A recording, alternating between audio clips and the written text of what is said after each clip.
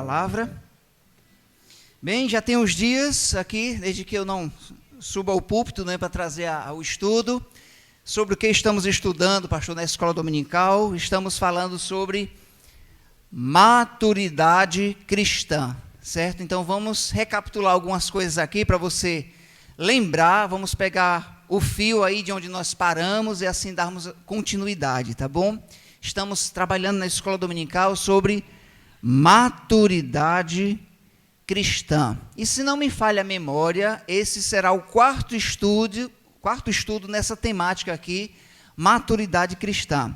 Os primeiros 2 estudos foram direcionados à nossa vida com a palavra de Deus, nossa vida com a palavra, e a partir então do segundo ou do terceiro estudo em diante, eu falei sobre a nossa vida com Deus. E hoje daremos continuidade sobre maturidade cristã, com o subtema, nossa vida com Deus. Então temos estudado sobre maturidade cristã na escola dominical, porque é um assunto muito, muito importante à nossa vida. E esses estudos eu quero trazer de forma sistemática, passo a passo, falando do início da fé cristã. Por isso que eu mencionei logo a nossa vida com a palavra de Deus, porque a vida cristã, no requisito crescimento progressivo, nós precisamos de um alimento. E o alimento do crente, ele é a palavra de Deus. Então, por isso que os primeiros estudos foram direcionados sobre a nossa vida em relação à palavra de Deus, que é o nosso pão de cada dia, é o nosso alimento, né? Nem só de pão viverá o homem, mas de toda palavra que procede da boca de Deus. E desde já, cientes de que a vida cristã, ela nunca vai alcançar um patamar de maturidade, nunca vai alcançar um objetivo, um patamar onde vamos dizer assim, olha, eu cheguei aqui à vida cristã, eu não consigo crescer mais. Nunca, jamais um cristão, por mais tempo de fé que ele tenha, nunca ele vai chegar ao ponto de dizer, eu não preciso aprender mais. Sempre estaremos aprendendo. Seja um novo convertido, seja alguém que tem 10 anos de fé, 20, 30, 50, seja um teólogo, seja aquele que tenha bacharel em teologia, seja aquele que seja um professor, sempre estaremos aprendendo a palavra de Deus e crescendo. Sempre estaremos em crescimento quando fala-se da vida cristã. Nos 2 primeiros estudos, como eu mencionei, eu falei sobre a nossa vida em relação à palavra, que é o nosso alimento. Nós podemos, na vida cristã, fazer várias atividades para cuidar bem da nossa saúde mental, da nossa saúde física. Podemos ter uma boa alimentação também em casa para cuidar da nossa saúde física. Podemos fazer exercícios, mas para alimentar a alma, só tem um alimento. Só tem um alimento para a nossa alma, que traz refrigério, que é a palavra de Deus. E nesse contexto, muitas igrejas por aí afora, e muitos líderes, né, estão trazendo o ensino da palavra, mas junto com isso estão trazendo muitos entretenimentos para trazer algum tipo de animação para a igreja. Quando, na realidade, o alimento próprio para a igreja, para o povo de Deus, é a palavra de Deus. É claro que podemos usar de uma dinâmica de uma música, podemos usar de uma peça teatral, com ênfase, então, a palavra de Deus, né? Podemos fazer algumas coisas para as crianças, para elas entenderem melhor a palavra, ao nível do conhecimento delas, mas a palavra de Deus não pode ser deixada de lado, porque ela é a nossa fonte de crescimento. Ela é a autoridade de regra e fé para a vida cristã. Com isso, nós ficamos com um versículo, 2 Timóteo 3:16. Vamos citar juntos? Toda a Escritura, e ele é útil para ensinar, repreender, não é? corrigir e nos educar na justiça. E o 17 diz, a fim, seja perfeito. O 17, quando diz a fim de que o homem de Deus, né, a fim de que o cristão seja perfeito e perfeitamente habilitado para toda e boa obra. Essa expressão de perfeição aí, ela pode ser traduzida como maturidade. Então, maturidade cristã está ligada a aperfeiçoamento. Nós vamos treinando a nossa mente e esticando a nossa fé. Esse é o propósito da maturidade cristã, é fortalecer a nossa fé. E qual o significado de maturidade? Qual o significado? Vamos rever sobre o significado de maturidade. A palavra maturidade, ela é muito ampla e refere-se a muitas coisas. Um exemplo, maturidade está ligada a uma condição de estado. É uma posição de maduro. É usado também em outras áreas da vida, né?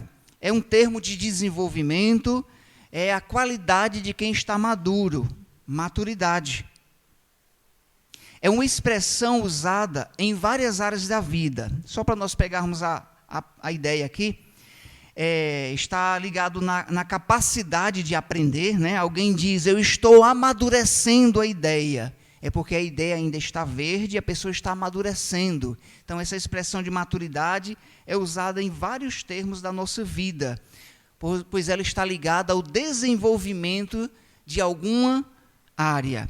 Na construção civil, aqueles irmãos que trabalham aqui como pedreiros, né, costumam usar uma expressão, quando bate uma laje, né, a expressão de bater uma laje, e tem o tempo de se esperar para fazer outra construção em cima daquela laje, porque usa-se a expressão de que a laje ainda está verde, né? Eu escutei essa expressão, ainda está verde, precisa amadurecer aquele cimento, né?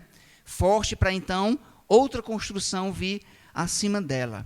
Então, se tratando de maturidade cristã, essa expressão significa uma qualidade de vida a ser alcançada, a ser desenvolvida na fé.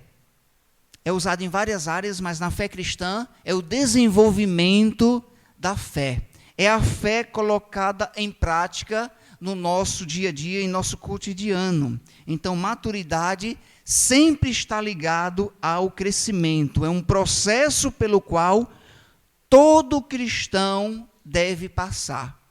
Aqui em nossa igreja, temos alguns irmãos que fizeram decisão em Cristo recentemente. E alguns deles se surpreendem, eu me surpreendi também no início da fé, como eu estou aprendendo. Como antes eu era assim, e Deus, pela sua graça, me salvou, agora eu estou entendendo a palavra de Deus. E esse crescimento, ele passa também a ser pessoal, mas ele além de ser pessoal, ele também é visto, ele é visível. Nós vamos vendo as pessoas maduras na fé. Através da sua vida, através das suas palavras, Deus ele vai trabalhando em nossa vida no requisito maturidade. Vamos crescendo e é algo visível. E nós até nos surpreendemos. Assim como nós nos surpreendemos com uma criança, que uma semana você vai na casa de um irmão, ou de um amigo, ou de um parente, quando depois de 3 meses você volta lá e o menino o quê? Cresceu, a criança cresceu, você toma um susto, olha como fulano esticou, né? Cresceu. Então, assim também é a fé. Nós nos surpreendemos com ela. Olha como a pessoa está crescendo na fé. Mas esse crescimento, ele só é possível uma vez que nasceu. Às vezes nós queremos ver pessoas crescendo em Cristo, porém que não nasceram de novo. Não tem como crescer. Só vai crescer se nasceu de novo. Aí vai ser possível ver a vida cristã ali. E é sobre isso que nós vamos tratar hoje. Relembrarmos o estudo anterior e caminharmos adiante. A capacidade de aprender, Deus nos deu. Ninguém aqui pode dizer o seguinte: pastor, eu não estudei, eu não tive estudo, não tem como eu aprender. Não, todos nós podemos aprender. Todos nós que nascemos em Cristo estamos sempre aprendendo. Quando estamos expostos à palavra de Deus, seja na sua casa, seja no seu devocional, seja você ouvindo a palavra de Deus pela televisão, ou por rádio, ou aqui na igreja, sempre quando estamos expostos à palavra, ela está trabalhando em nossa vida, em nosso caráter. Então, maturidade cristã é um processo pelo qual todo cristão ele está passando. E alguns nesse processo começam a atrofiar na fé. Isso é verdade. Alguns nesse processo de crescimento, por alguma razão, eles param, eles atrofiam na fé por alguma razão, por alguma rebeldia, por alguma arrogância, por alguma jactância na vida, por um afastamento, ele atrofia um pouco na fé.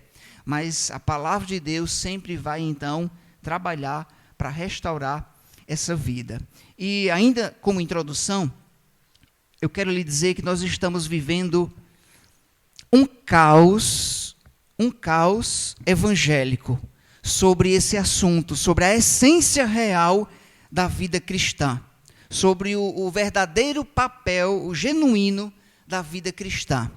Esses dias vi um pequeno documentário onde um pastor bíblico, um pastor fundamentalista, ele disse: olha, nós estamos vivendo um caos mesmo, sobre o crescimento espiritual e sobre a realidade de quem nós somos diante de Deus.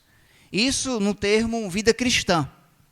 Ele mencionou, foi muito sério ao mencionar isso, é uma grande realidade. Ele disse: se pegar 1000 pastores de várias igrejas, milhares deles, e colocar dentro de um estádio e começar, estou falando de pastores, e começar a falar sobre a verdadeira fé em Cristo, muitos dos que estão ali seriam reprovados. Muitos dos que estão ali estariam reprovados. A fé cristã, irmãos, ela não é brincadeira. Ela não é um brinquedo ao qual nós podemos possuir e quando vamos viver no dia a dia, nós vamos esconder numa gaveta a identidade cristã e vamos viver como queremos no nosso dia a dia. Aí quando voltamos para casa, pegamos essa identidade e viemos e caímos dentro da igreja. A identidade cristã, ela não é uma máscara, não é uma roupa que nós vestimos e tiramos a qualquer hora. A identidade e a fé cristã, ela é algo que está ligado à nossa vida com Deus. Nossa vida com Deus. Eu não posso ser uma pessoa aqui na igreja ser uma pessoa, e quando eu sair daqui, eu tirar essa roupagem, lá fora eu sou outra, ou em casa eu sou outra, brigando com minha esposa, e ela brigando comigo, e com os filhos, e aquela coisa toda. Podemos cair nisso, mas não ser uma identidade. Nós podemos errar dentro de casa, errar lá fora, mas que não seja uma marca contínua em nossa vida. Então, a fé cristã tem sido um caos enorme em nossos dias, porque os ditos evangélicos têm estragado tudo. Mas a fé cristã, a verdadeira fé cristã, e a essência disto, é a nossa vida pessoal com Deus. Ontem eu perguntei aos nossos jovens: você é verdadeiramente um cristão? A sua fé está depositada realmente em Cristo?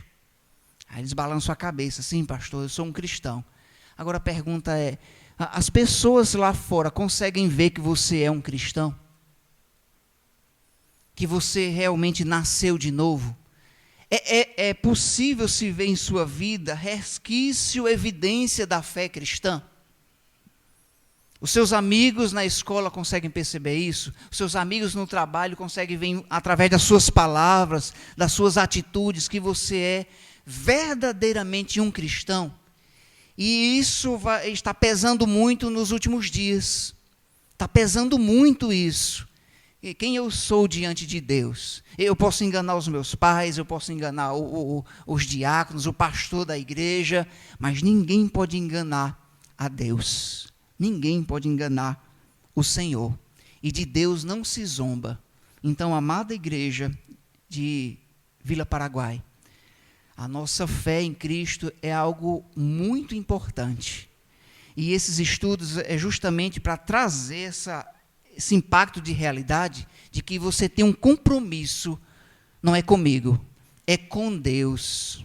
O seu compromisso é com Deus. E vamos dar conta a Deus da nossa vida. Então é necessário que, como cristãos, nós estejamos sempre crescendo, sempre dando um testemunho, sempre buscando mais crescer na graça e no conhecimento do Senhor Jesus Cristo. Então, como eu mencionei, muitos cristãos não estão desenvolvendo a sua fé. E relembrando o estudo anterior, mencionei que o apóstolo Paulo foi muito duro à igreja de Corinto, lá em 1 Coríntios capítulo 3, ele disse, olha, leite vos dei a beber. E por que ele disse isso? Porque vocês eram para estarem ensinando a outros sobre a sua fé, mas vocês estão engateando na fé. Depois de tanto tempo de vocês fazerem a sua decisão, depois de crerem em Cristo, vocês estão brigando um entre os outros, dizendo que eu sou de Paulo, eu sou de Apolo. E quando vocês fazem isso, vocês estão jactanciosos. A palavra jactancioso é uma expressão ligada a orgulho. Vocês acabaram ficando orgulhosos com o coração de pedra e pararam de crescer. Leite vos dei a beber. Eu queria lhe dar um alimento melhor, mas em vez de vocês estarem andando com as suas próprias pernas, vocês estão engateando na fé, precisando de leite. Esse carão foi muito duro do apóstolo Paulo à igreja de Corintos. E que Deus nos ajude a não estarmos engateando na fé. Muito pelo contrário, que eu esteja o quê? Ajudando outras pessoas a crescerem na fé. Quanto tempo você tem de fé? Você tem capacidade de ajudar outro irmão espiritualmente? Pastor, acho que eu não tenho. Eita, e agora? Você tem capacidade espiritual, bíblica, de conduzir, ajudar alguém a crescer na fé? Esse é o propósito da maturidade cristã. Não é só para mim, não é só algo que eu estou aprendendo e eu estou crescendo, amém por isso, mas é algo a se desenvolver para ajudar outros, né? E assim crescermos na graça e no conhecimento do Senhor Jesus Cristo juntos. Então, ainda acontece com muitos cristãos, como foi na igreja de Coríntios, ainda acontece em nossos dias, de muitos ainda estarem engatinhando na fé. Muitos ainda precisam ser o quê? Empurrados, né? Precisamos empurrar alguns ainda. Bora. Vem cá, Davi. Fazer um exemplo aqui com o Davi, né? Não é o caso dele, tá bem? Não, pode vir, Davi. Não é ficar aqui desse lado, Davi. Não é o caso do Davi. Muito pelo contrário, eu tenho visto ele crescer na fé juntamente com a sua esposa, apesar da distância, né? Muitas lutas enfrentam, tenho visto ele crescer na fé, tanto ele como a sua esposa. Mas tem muitos cristãos que de vez em quando eu preciso estar indo na casa, puxando. Rapaz, você não foi para o culto hoje? Não, pastor, é porque isso e aquilo outro. Aí tudo bem, amém por isso. Aí quando é daqui a uns 15 dias, lá vai eu de novo. Rapaz, onde é que você estava? Ah, pastor, eu estava no futebol. Rapaz, tu não tem vergonha, não? E aí vai passando os dias e vem desculpas, e o pastor sempre empurrando. Mas chega um momento, eu me pergunto, será que esse irmão, será que ele nasceu, será que é um irmão mesmo? Será que nasceu na fé? Será que eu não estou colocando um joio para cozinhar e não vai cozinhar, nunca vai frutificar? Que não é o caso aqui, né? Pode sentar, Davi. E às vezes o próprio pastor se pergunta, pai, essa pessoa nunca deu um fruto, é sempre dando trabalho, vamos queimar logo ele? Que é isso? Vamos sacrificar logo esse aqui? Mas a pergunta é, como tem sido a minha vida com Deus? Como tem sido a minha vida com Deus? Eu tenho sido alguém que tem dado os frutos? O Senhor Jesus falou sobre isso, lembra? Pelos frutos pelos frutos. E os fariseus nunca iam dar frutos. Nunca. O texto que foi lido pelo pastor Carlota Foi uma advertência aos fariseus, uma pancada grande. Ai de vós, escribas e fariseus, vocês são hipócritas, vocês limpam o exterior do copo, mas por dentro vocês estão podres. Que Deus nos livre disso, né? Que Deus nos livre disso, de sermos como os fariseus, de não termos frutos, de sermos alguém que está caminhando e às vezes até com a verdade nas mãos, mas não sermos aceitos por Deus. E aliás, irmãos, esse vai ser um dos grandes embates daqueles que achavam-se que tinham fé. Lembra? Mateus capítulo 7, nós vamos chegar lá aos domingos à noite. Senhor, em teu nome eu curei. Em teu nome eu expeli demônios. Em teu nome, Senhor, eu fiz isso e aquilo outro.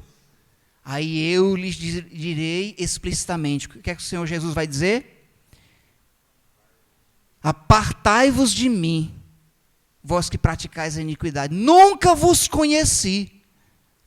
Então, a grande realidade vai ser essa, que muitos estão usando o nome de Deus, achando que estão servindo a Deus, e quando chegar diante do Senhor vão dizer, apartai-vos de mim. Então, que isso deve causar um certo tremor em nosso coração, um temor, de sabermos, Deus me ajude a servir ao Senhor com integridade de coração, a ser um cristão maduro, que esteja crescendo na fé e ajudando outros, e que essa fé esteja sendo evidenciada no dia a dia. Amém? Isso foi uma recapitulação. Vamos para o capítulo 2 de Efésios, vamos lá? Efésios, capítulo 2. Efésios 2. E vamos lembrar os nossos pontos e seguirmos aqui sobre o assunto, nossa vida com Deus, no requisito maturidade cristã. Efésios capítulo 2. Vamos lá juntos? Vamos ler de 1 a 10.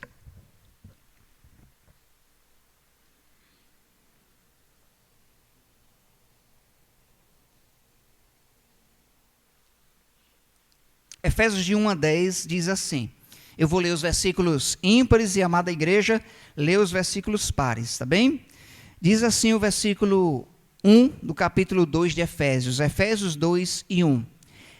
Eu vou ler, ele vos deu vida, estando vós mortos em vossos delitos e pecados. O 2, nos quais andastes outrora, segundo o curso deste mundo, segundo o príncipe da potestade do ar, do Espírito que agora atua nos filhos da desobediência, entre os quais também todos nós andamos outrora, segundo as inclinações da carne, fazendo a vontade da carne e dos pensamentos, e éramos por natureza filhos da ira, como também os demais. Mas Deus, sendo rico em misericórdia, por causa do grande amor com que nos amou. O versículo 5, e estando nós mortos em nossos delitos e pecados, nos deu vida juntamente com Cristo. Pela graça sois salvos. E juntamente com Ele, nos ressuscitou e nos fez assentar nos lugares celestiais em Cristo Jesus, para mostrar nos séculos vindouros a suprema riqueza da sua graça, em bondade para conosco, em Cristo Jesus. Porque pela graça sois salvos, mediante a fé, e isso não vem de vós, é dom de Deus. Versículo 9, bem pequeno, diz, não de obras, para que ninguém se glorie. E juntos o 10, pois somos feitura dele, criados em Cristo Jesus, para as boas obras, as quais Deus de antemão. Pois bem, se você não se lembra, o versículo 10 eu deixei uma atividade para você decorar. Ai, pastor, não decorei. No próximo domingo nós vamos ouvir, tá bem? Nós vamos ouvir. Versículo 10, né? Efésios 2 e 10. Esse versículo está falando de maturidade cristã. Aliás, todo o texto. E nós aprendemos nessa passagem aqui que para a maturidade cristã é necessário reconhecermos a nossa posição diante de Deus, lembrando, antes de lembrar quem nós somos, o apóstolo Paulo lembrou de quem nós éramos. Foi isso que nós vimos, de quem nós éramos. É importante porque isso gera gratidão. Então o apóstolo Paulo lembrou primeiro quem nós éramos.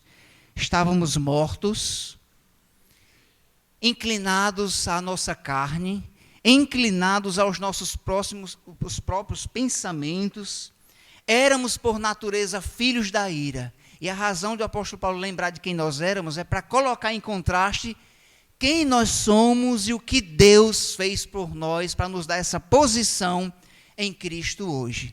Então não tem como crescer em maturidade se eu não reconheço o meu estado anterior sem Cristo. E o apóstolo Paulo, vez por outra, ele fazia isso. Assim como ele fez aqui em Efésios, ele fez em outras cartas, para colocar em contraste a nossa, não sei nem se essa palavra existe, né? Miserabilidade. Para mostrar como nós éramos sem Cristo. E ele mostra o que Cristo fez por nós e a nossa posição em nossos dias pela graça, pela misericórdia dele. Ele fez isso também lá em Colossenses 1:13, eu vou citar, o apóstolo Paulo diz: ele nos libertou de onde? Do império das trevas. E fez o quê? E nos transportou desse império das trevas para o reino do Filho. Ele fez isso pelo seu amor. Olha como é interessante, irmãos. Ele nos libertou do império das trevas e nos transportou para o reino do Filho. Então isso é incrível.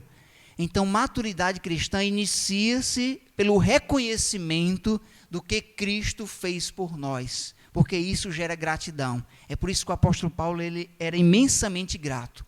Eu sou grato ao Senhor. Ele mencionou lá em Timóteo também, eu sou grato para com aquele que me fortaleceu. Cristo Jesus, aquele que me considerou.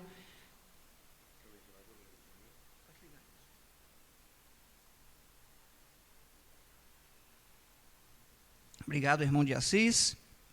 Então o apóstolo Paulo também lá em Timóteo ele fez isso. Eu sou grato para com aquele que me salvou.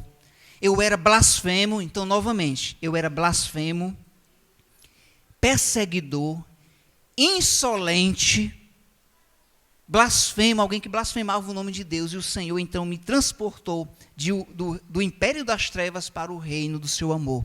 Então foi isso que ele fez com o irmão Adevaldo. Foi isso que Cristo fez com a irmã Terezinha. Foi isso que fez com o irmão Davi. Foi isso que ele fez com o seu Chiquinho. Que máscara é essa aí, seu Chiquinho? Agora eu me assustei contigo, ó. Seu Chiquinho está com uma máscara aí. Muito bem, seu Chiquinho. Está com o pé na cova mesmo, viu, seu Chiquinho? Tá. Vamos orar por ti, meu irmão. Está alérgico, né? Foi isso que Cristo fez. Tirando do império das trevas e trazendo para o reino do seu amor. E ao lembrar disso, ao reconhecer isso, o cristão, ele vai ter os pés firmes no chão, porque ele não vai andar orgulhoso. Quando eu lembro disso, irmãos, o que Cristo fez por mim, e por que ele fez isso, né? Por que ele fez isso por mim e por você? Não sabemos. É sua graça, é o seu amor, a sua misericórdia. Então isso dá uma certa segurança a todos nós, como crentes em Cristo, de saber que não foi nós, foi a ação de Deus em nós, porque estávamos mortos, insolentes, alheios às verdades de Deus, com entendimento obscurecidos, e Deus, pela sua graça, sua bondade, Ele nos salvou. É isso que nós vamos ver agora no versículo 4, vamos ler novamente? Versículo 4 diz assim: mas Deus, vamos ler juntos? Mas Deus, sendo rico em misericórdia, por causa do grande amor com que nos amou. É por causa dele, mas Deus, essa expressão aqui, esse mais, né, essa preposição, está causando um contraste. Era assim, mas Deus, sendo rico em misericórdia, por causa do grande amor com que nos amou. Esses dias eu vi um pastor dando um testemunho de que ele estava evangelizando na rua, e ele estava abordando as pessoas na rua, E ele entregou um folheto e disse para aquela pessoa: olha, o amor de Deus é muito grande por você. E a pessoa, com muita ignorância, disse: e por quê? Por que que Deus me ama? E o pastor disse com toda sinceridade: olha, quer saber, eu não sei, porque uma pessoa tão ruim como você, eu não sei como é isso não. Essa é a grande realidade mesmo. As pessoas ignorantes: eu não sei porque Deus me amou. Por que é que Deus me amou? Olha, não sabemos. E sabemos, né? Não sabemos a essência, em essência, a totalidade dessa essência com que Ele nos amou. Mas Ele, sendo rico em misericórdia, Ele nos amou. Ele nos deu a vida por nós. Isso é a riqueza, é a graça de Deus. Mas Deus, sendo rico em misericórdia, agora o apóstolo Paulo vai mostrar a posição onde Cristo nos colocou, nos tirando do império das trevas, da morte, nos dando vida. Ele nos colocou numa posição privilegiada como crentes em Cristo. E muitos cristãos não reconhecem esse privilégio, essa posição.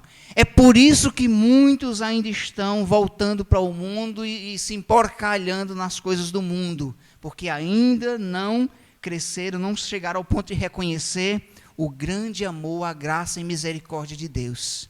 E quando nós entendemos melhor isso, nós vamos viver em gratidão a cada dia, em reconhecimento. O versículo 5, ele vem reforçando: estando vós mortos em vossos delitos, Ele nos deu vida. Você era um morto, e Ele vos deu vida. Pela graça sois salvos. Agora, olhe comigo, por favor, o versículo 6, porque tem uma palavra aqui, onde nós vamos atentar um pouco para ela e até adornar esse princípio para ficar em nossa mente. Versículo 6 eu vou ler. E juntamente com Ele, nos ressuscitou, nos fez assentar nos lugares. Pronto, nos fez assentar onde?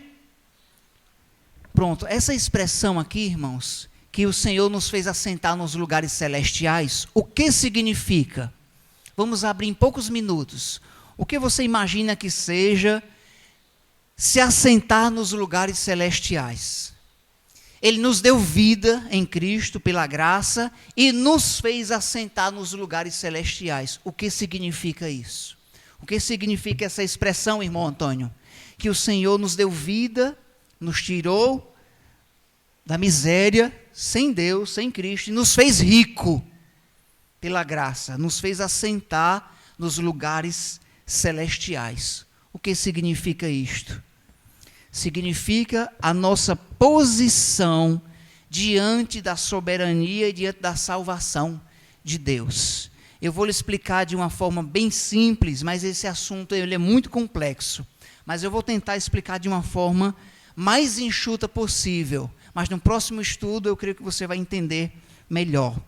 O Senhor, Ele nos fez assentar nos lugares celestiais, diante da salvação soberana de Deus. E esse ponto é extremamente importante entendermos, o plano salvador da graça de Deus. Progressivamente, o irmão Marco Júnior está crescendo na salvação. Progressivamente, cada dia nós precisamos nos alimentar da palavra de Deus, nos congregarmos progressivamente. Porém, no plano salvador da graça e misericórdia de Deus, esse plano já está completo. Esse plano já está completo diante da soberania de Deus. Mas progressivamente, a cada dia, nós precisamos lutar com os nossos pecados, Jair. Precisamos lutar com os nossos pecados, contra o nosso eu, progressivamente, a cada dia, lutando. A irmã Benedita, dia a dia, precisa lutar com a sua velha natureza, com as suas emoções. O senhor Antônio Valério, a cada dia, o pastor tem muitos anos de fé, mas cada dia você precisa lutar contra o seu velho eu. E tem lutas que são o quê? São grandes. São grandes. Não é isso não, irmã Vânia? É só vontade de servir a Deus, só isso é? Se nós falar, se tem algum crente aqui que diz: pastor, eu tenho muita vontade de servir a Deus, é só isso que eu tenho. É um mentiroso. Porque tem dias que nós não queremos não. Tem dias que é difícil. Tem dias que é difícil ir até a palavra de Deus, tem dia que é difícil chegar diante do Senhor. Senhor, está aqui o teu servo. Tem dias que não dá vontade, Jair. Tem dias que dá vontade de chutar o balde mesmo, e agora eu vou me embora mesmo. Vou abandonar a fé. Pastor, tem dias assim? Nessa loucura também toda não. Mas tem dias que é difícil, não é não, Rubens? Tem dias que é difícil. Porque progressivamente nós estamos lutando. Ah, pastor, eu pensava que era salvo e é salvo para sempre. Na soberania de Deus é. Mas no dia a dia é luta, é dificuldade com as nossas emoções, com as nossas perdas, com os nossos pecados e com os pecados dos outros. São muitas lutas. Porém, o cristão precisa entender que no plano salvador, da soberania de Deus, Ele nos salvou e já nos assentou nos lugares celestiais. E o que significa isso?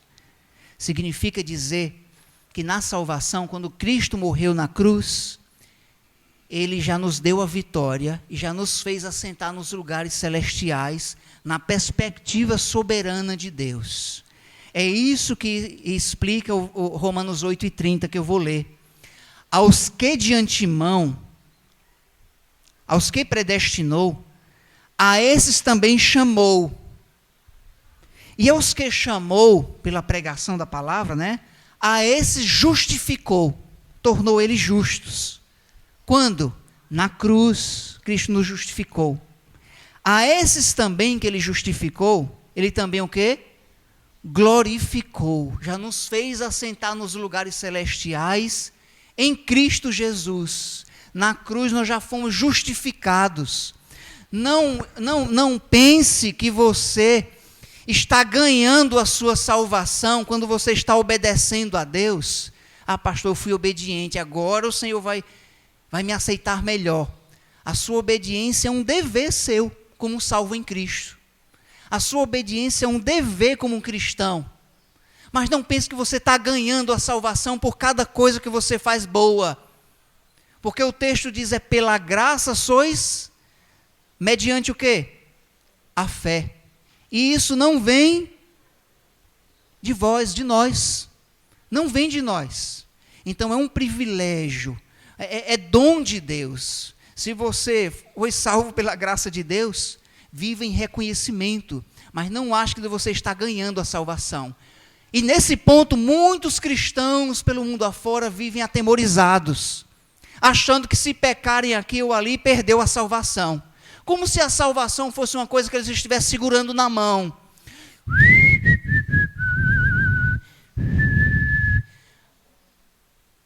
Aí pecou, perdeu. Aí vive atemorizado, o Senhor não vai me aceitar mais. Esse cristão vive com medo. A fé não é uma coisa que você pega na mão e você anda andando. A fé ela precisa ser polida, sim. Precisa ser polida, trabalhada, crescida, mas não é algo que você anda nas mãos. O Senhor Jesus, quando lá em João 10, eu lhes dou a vida eterna. Eu lhes dou a vida eterna. E ninguém os arrebatará da minha mão. Então, aqueles que são salvos em Cristo estão guardados no poder e nas mãos de Deus. Nas mãos de Deus.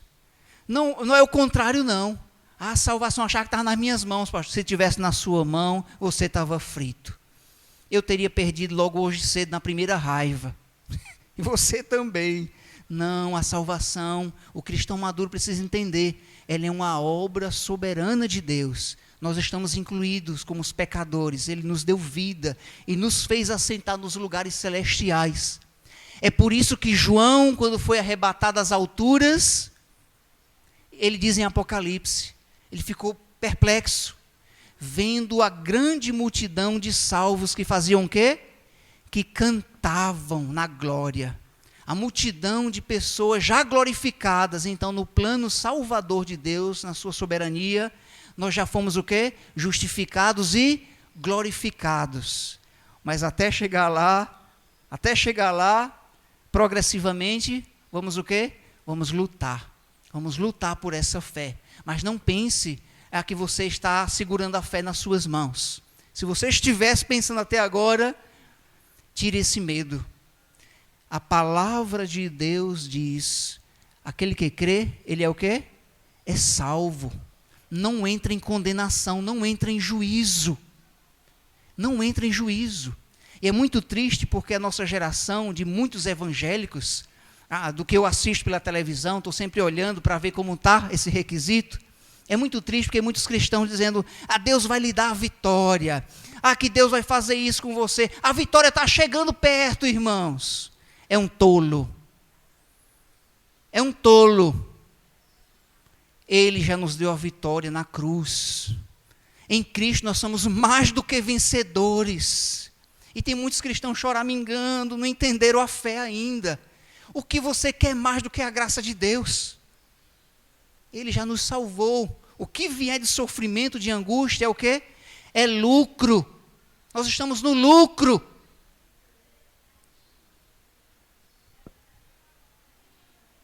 Eu quero encerrar com lágrimas. Quero encerrar esse estudo com lágrimas. Porque eu lembrei desse requisito quando eu estava diante do caixão do meu irmão, esses últimos 15 dias. Eu lembrei desse requisito de salvação. Dói demais. É muito doloroso. A perda em si é dolorosa. E as razões e os destinos é que nos causa mais dor ainda. Só Deus sabe daquela ocasião. Não quero julgar. Meu irmão, ele fez decisão em Cristo, na época que eu fiz. E eu vim para o Ceará, a viver por aqui, ele ficou lá na região, e depois eu fui batizado aqui, e ele também foi batizado lá. Mas ele não continuou na fé. Ele se afastou. Inclusive, isso aconteceu, essa perda, ele é afastado. Pastor, e agora? Não tem como saber. E às vezes me causa dor, porque eu sou conhecedor da verdade. Mas eu queria aproveitar o momento e dizer, não brinque com a fé. Se você está aqui hoje e você vive com medo da fé, busque o Senhor. Você que não fez a sua decisão em Cristo ainda, ninguém vai fazer por você não. Busque você arrepender-se e buscar a Cristo. Se você é um cristão e está vivendo, cambaleando, venha, restaure-se, ou melhor, venha e o Senhor lhe restaura. Não fique querendo ajeitar a sua vida, nós não sabemos. Ele é quem faz por nós. O Senhor é quem faz por nós. Amém? Vamos baixar a cabeça, vamos orar ao nosso Deus. Senhor Deus e Pai, nos ajuda, Deus, a entendermos cada vez mais o verdadeiro significado da fé. A fé não é sobre nós, como muitos evangélicos acham, enchendo-se o ego. A fé é uma obra e vem de Deus. Então nos ajuda a vivermos pela graça. Porque o cristão que não é maduro, ele vive orgulhoso, achando que o que faz é merecedor daquilo.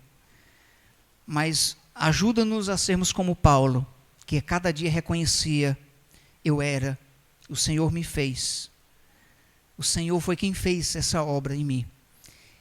E até o caminhar na fé, é Deus que está sustentando. Temos certeza, ó Pai, disso, que se fosse por nós, já teríamos nos afastados. Então a obra soberana de Deus na salvação, ela é bela, é a riqueza da sua glória, a suprema riqueza. Então nos ajuda como crentes em Cristo, maduros, a entendermos sobre isso. Assim eu oro, ó Deus, por nossa igreja aqui em Vila Paraguai. Fortalece-nos a nossa fé. Oramos em nome de Jesus. Amém. Amém?